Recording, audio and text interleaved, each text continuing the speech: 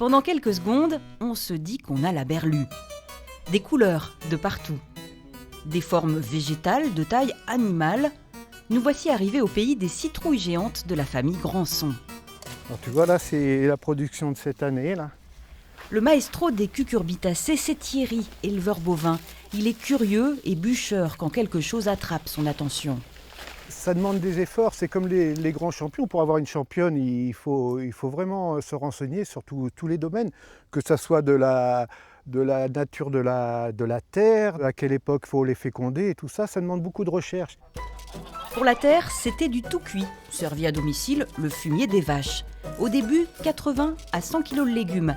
Et depuis 4 ans, on approche le quintal. À l'intérieur, il y a beaucoup d'espace, de creux, de l'air, quoi. Alors donc, elle peut être très grosse à l'extérieur et puis remplie d'air à l'intérieur.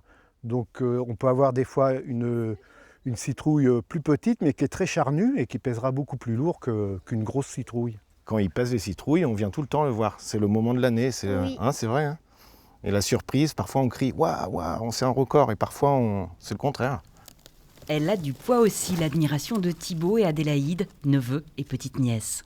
On est très fiers du tonton parce qu'on a essayé l'année dernière de distribuer quelques graines comme ça aux amis pour essayer de se mesurer à lui et tout le monde fait comme nous, on plafonne à 70, 80 et quand bien même on arrive à en avoir une belle, elle peut pourrir.